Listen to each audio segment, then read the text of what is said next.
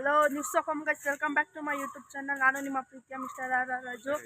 ಇವತ್ತು ನಾನು ಕಾಲೇಜ್ಗೆ ಹೋಗಬೇಕು ಅಂತ ಹೋಗ್ತಾ ಇದ್ದೀವಿ. ಇವತ್ತಲ್ಲ, ಪ್ರತಿದಿನ ಹೋಗ್ತಾ ಇರ್ತೀನಿ.